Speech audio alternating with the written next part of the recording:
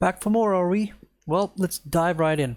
In lesson 4 of our development instructor course, we will be looking at the don'ts or the do nots of opening principles. So these are obviously the things that you should try and avoid to do, okay? The first 3 opening principles were things you want to do. These are the things you don't want to do. Okay, so our first thing is obviously try not to bring out your queen too early. There's 2 obvious reasons for this. She is the biggest piece, she is the most valuable, which means that you don't want to lose her quickly. Okay, and obviously because of that, if you do bring her out quickly, she can become a very easy target for you to get attacked all over the show, like our next example will show. So we have our little cheapo. Okay, what does this move do? This move threatens this pawn, and more importantly, it threatens this pawn. Okay, which is undefended. So this brings out the queen early. Okay, technically speaking, there is nothing really wrong with it, but you'll see after this what happens. Okay, black plays knight c6, which is a perfectly understandable move. It obviously defends its pawn and attacks the center, and it develops a piece. Perfect. All the opening rules ticked on that one. Bishop c4. This is at least not a bad move, obviously, because now we have this simple little mate threat. Okay, so how does black stop this? Black has a few ways of stopping this, but in order to try and avoid breaking any of the rules, black goes ahead and plays g6, which in this case obviously attacks the queen and also stops this diagonal. Okay, so now the other reason why we don't mind this pawn move as well is because now the bishop could also develop onto g7 I mean. So it's not a terrible move, and of course we are attacking the queen, which is perfect reason for why you shouldn't bring out your queen too early. Okay, now white goes here, and once more white has this threat of checkmate. Okay, what's the best move we can make here to avoid breaking any of the rules and obviously applying them? Okay, so black plays knight f6. Why?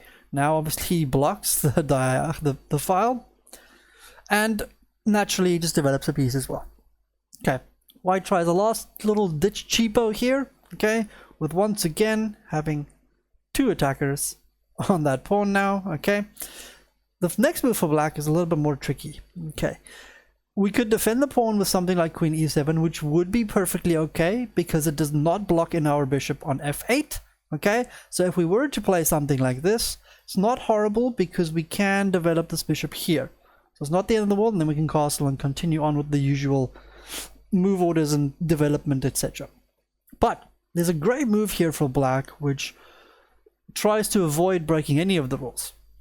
Okay, it attacks, it opens up more pieces for yourself, and obviously it also tries to take more control over the center. Okay, anybody try and guess this one? Okay, obviously the better players, you'll know it. The weaker players, if you don't find this, don't be too worried about it. Okay, it's just a case of knowing why this move is important and why it's such a great move. Okay, so we play d5. Okay, naturally, what are we doing? We're attacking the bishop, we're attacking this pawn. Okay, there is a slight problem with this move. If you have a quick look, you will see that there are 1, 2, 3 attackers on this pawn. Okay, and we only have 1, 2 defenders. Okay, easy concept. If there's more attackers than defenders, then you're going to lose material. Simple as that. Okay, in this case, okay, in that statement I should obviously just say if the pieces are of equal value, because if you have a bunch of pawns defending, then if the guy wants to take it with a knight, then he's going to lose material. Okay, so there are a few options here for white. Okay, white could do the obvious and take with the pawn, which most players will probably do. Why? Because now he's obviously attacking this knight. Okay, so now it forces you to move your knight. Okay, you could also play bishop takes d5. Okay, in which case we can just take back. If he takes with the pawn now, all the same rules will apply. We play knight d4. Why? Because as my first lesson said, all the pieces wants to be in the center. This knight is now in a great central square. It's also obviously attacking the queen. Okay, if white tried to play something like queen a4 check, then he would just be helping you along. Okay, and of course this queen needs to try and defend this square. Okay, this square is important because if the knight were to take, then we would just get a simple fork and we would win material, which most likely will help us just win the game after that. In this case, there's no more way for Okay, white can try and defend, I guess. Could probably play here. Can we just keep on attacking this queen, maybe? Maybe we play b5. Or if you don't want to commit like that, we could just play bishop there as well. Bishop b5. Now what? Now where does the queen go? We can go to c3 to defend the square still. And we have this lovely little idea, which we'll get to later. This is a bit more of a complicated tactic, but it's okay. It's not a big issue. It's basically called a deflection. Okay, we don't really care where the queen goes. We just want the queen to go away. If it were to take, then we would have an even better fork, obviously, winning the queen. Okay, so after bishop b5, there's no good squares for the queen to go to defend the c2 pawn. And after which, you're obviously just going to fork it with your knight. Great. Winning a rook, and most likely the game from there. Okay, if he were to take with the queen, then we could simply take back. He takes back, and after knight b4, we're going to win our pawn back with a simple fork, and we have much more control in the center. All our pieces are ready to be developed. Okay, and we can quickly see here that he still has nothing out. Okay, now he's gonna have to develop. He's gonna have to defend this pawn. If he plays here, then he can't castle anymore. And if he plays knight a3, which is the most likely candidate that he'll move, is then unfortunately, obviously, his knight is on a really odd square as well. Okay, after this we're going to play bishop here, maybe bishop here. We're going to castle either way, and we're going to play a game of chess from there. Okay, you can quickly see in this position obviously that black has obviously the much better control over the center, which is one of the things you wanted to do. And then last but not least, if he takes to the pawn, okay, we got knight d4 with the obvious same thing, trying to get this fork in. Okay, if queen a4 were to happen, we have the same idea. Bishop b7, the queen can only go there, and after this the queen is actually lost. Okay, again with the idea that if the queen takes, then knight takes c2 is a lovely little fork on the king and queen, which obviously will win you the game. Okay, why? Because your queen is running around all over the show because you brought it out too early.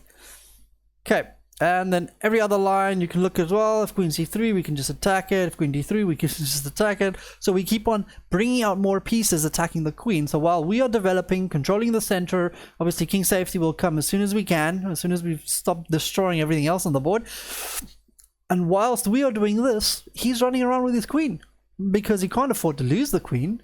But because he brought it out too early, we're just kicking it around while getting all the things we want, and he gets nothing he wants.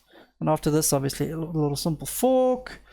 If he tried to go to queen d3, then we would have just played this straight away. And obviously, if he still goes to queen c3, we still have this idea. Okay, so nice and simple. Just a simple example of what could go terribly wrong if you run around with your queen on the board without developing any other pieces. What's the issue here? As you can see, everybody is still stuck in the back rank. Okay. In our next position, we're going to look at just some really obvious reasons of why you shouldn't move your pieces twice. Okay, in this previous example of all with the queen moved something like 6 times in that. Okay, so obviously it was moving more than once. It was running around all over the place. So it ties in with this idea. So we're going to just show a really basic concept here. So let's say we have something we play like this. Okay, let's say, I mean, you know, people play these kind of moves all the time. Bishop b4. Okay, what does it do? It doesn't do anything. Okay, now we start kicking this thing around. It goes, yeah, we go. Let's say it goes back, because at least it tries to keep some control. Let's say we castle. Now he goes bishop here, because now he's trying to do something tricky again. Okay, we take, and suddenly we won a pawn. We have complete control over the center here. Our piece is in the middle. This thing is on the side of the board.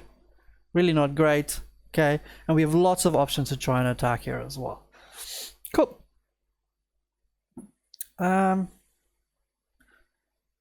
I can see some really interesting ideas here really quickly as well with taking here and going queen, which would then attack here and attack there. Okay, just to show an example, let's say we play a6, bob, check, and then obviously, okay, so simple little fork. Those kinds of ideas always pop around, so be careful of pieces on this rank here. Okay. So next example real quick again, just a piece moving twice or more than twice even, kicking it around, and oops, suddenly you'll find that this knight has no square to go to. Okay, so it's very easy for you to just lose track of what's going on. Here you can see obviously white has a big center here, everything is strong. He can now develop his minor pieces. We obviously had this little cheapo c5 winning a piece, which is perfectly acceptable. Okay, just a little note as well, these things that you try not to do in the opening, of course, if you're going to win material by moving a piece twice, or, you know, obviously bringing out your queen or whatever, as long as it's safe to do so and you're winning material, then it's perfectly acceptable, of course. Because the main objective in general is to win material. The more pieces we have, the easier it should be to win the game. Okay, last but not least, this one's a bit more tricky. This is something that I think a lot of weak players do, and they don't realize why it's bad. Okay, try not to move your pawns unless they help you develop. Well, this is not easy. Okay, I'm going to show just 2 examples of this, and then I'm going to show you a game of where I played someone and, you know, they were basically doing the same, even though he was a fairly decently strong player. Even if they make that mistake, you can easily get destroyed. So this is something very simple. Okay, does this move help you develop? Not at all. It actually blocks your queen. It stops your knight from coming here. It just does nothing. Okay, and in this line there's a little trick here where we can just go takes, and queen check, and then if they do play g6, takes here, and we have a simple fork. Okay, so after losing the knight for a pawn, we end up getting a rook back. Okay, there is this line here that if he tries to run out, let me just show you that. We go check, king goes here, we go check. Let's say king goes here, we go check, king goes here, we go check. Okay, check here with the bishop, just so you can see. The only way out here is pawn here, and after h4, there is no real good reply to the obvious bishop takes g7 threat, g5 threat, forking the king and queen. Okay, if he was to try and get out of this, then we would just take with the queen, checkmate. So he's in big trouble. Obviously, why? Because his king is running around and we're developing pieces and taking control over the center, just like we're supposed to. Okay, next example, the pawn move. This is a little bit less obvious, but something that a lot of players do as well. Okay, let's have a quick look here. Normal opening. Now they play h6. Why? Because they want to play knight f6. Okay, but they don't want this move to come in here and pin the knight. This is something that a lot of players do. There are some lines, actual opening lines, where it's imperative to do so, but a lot of players make this move very early to start stopping all kinds of things. They also want to stop the knight from coming here and obviously going there as well. Okay, now after h6, let's just decide to go hit in the center. Okay, we want to get control here. Let's say he starts taking things. If bishop here, okay, this would be a good move. In normal cases, this would be a good move. Okay, but what did I say about pieces on this diagonal that are on this rank that is undefended? Okay, so this looks like a good move because obviously it is attacking the knight twice now, which means we would either have to move the knight or defend it, and it's developing a bishop, and it's attacking the center, so it looks like a good move. But unfortunately, we have this little trick again where we take the pawn check. If the king takes, we go check, and whatever move, we take the bishop. Now we've won a pawn, the king can't castle anymore, we have complete control over the center. Great stuff. No issues for us and only problems for black. Okay. If, for instance, he takes here, let's say he plays a normal move like knight f6 to try and develop. Okay, good move usually. But now we have the kind of problems that we're going to have for black here is where does these pieces go to? Okay, he could maybe try and play queen e2, e7, but after castle, now he's going to have to move this knight. This bishop can't get out anymore because of the queen being in its way. And we're just going to start developing pieces and take more and more pressure over the center. Bring out our bishop, put our rooks in the 2 central files here, and just go at them.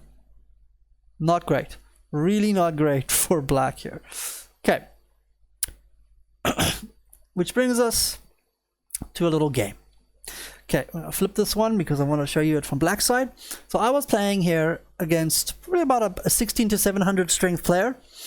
And one of the things I want you to remember is that knowing something, understanding something, and applying something is 3 completely different things. Okay, there's no point in knowing it if you don't understand it, and there's no point in knowing and understanding it if you're not going to apply it. Okay, so in this game, I do myself as well as the player playing black here. I break some opening principles as well, but with good reason, okay? And I understand why I'm breaking them, because I know them by heart. I don't have to think about them.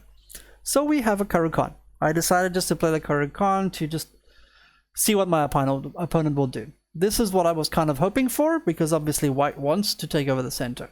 Now knight a6. Okay, so this kind of breaks some opening rules, doesn't it? The knight does not control the center, okay? It puts a piece on the side of the board. So that's not great. But the knight has an idea. The knight wants to go to c7 to help the d5 push. Okay, so something like, let's say we just go here, just as an example. I go here, let's say he goes here, we go d5, they go here. The knight has this very interesting square, which puts pressure on these two dark squares later on in the game.